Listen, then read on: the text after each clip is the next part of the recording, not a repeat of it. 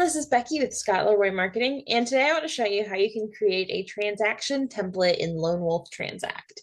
So the first thing I'm going to do is I'm going to sign into command, which is agent.kw.com with our KW login credentials. Now I'm going to go ahead and I'm just going to go straight over to LoneWolf. An easy way to do this is just click your name in the top right corner and click settings. And then from there, under your connected applications, you should see LoneWolf. If LoneWolf is not connected, you can go ahead and connect that under your digital signature and transactions section. We do have a tip video that walks you through how to do that. So feel free to check that out if you have not already connected that. I'm just going to go ahead and I'm going to click go to transact. It's going to go ahead and pull up my LoneWolf transactions so that we do not have to go sign in again. You could also go over to LoneWolf and sign in there separately. However, it's probably easiest just to go straight through command. So templates, transaction templates in LoneWolf are a little bit different than what you would probably know for DocuSign or things like that. And a transaction template in LoneWolf it defines a standard set of forms, documents, to-dos, and parties that you can just automatically add from that template to a transaction without having to go through and recreate it, re-add them to every single transaction. You can just add the template and it'll just simplify the process of creating that transaction. So we'll go ahead and we're going to go ahead and create a template. So we are in our LoneWolf. We're going to go over to the templates tab at the top. We're going to click add template.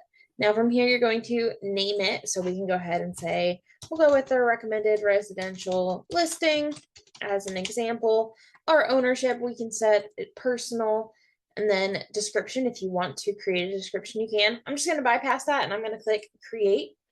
Now, once we've created that, we have 3 different tabs. So we have paperwork, parties, and to-do lists. So we're going to start out with paperwork. We're just going to click add paperwork. And from here, we can start going through our form libraries and adding all of the forms that we're going to need from each of our libraries. So we'll just click in this bar and we can click all libraries to go in and select all of them, or we can just select by the library itself. So our market center, our NAR association. So we can go in and add those. Let's add these ones. We'll just add a couple here, and we'll go ahead and say disclosures. We'll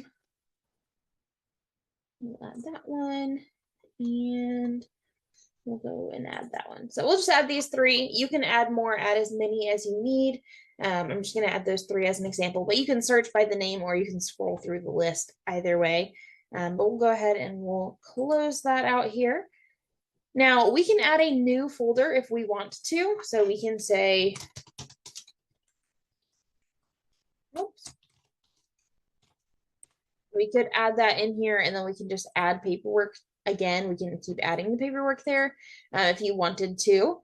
I'm just going to leave it as is. I'm actually going to, so you would just click these 3 dots and click add paperwork right here to add it in.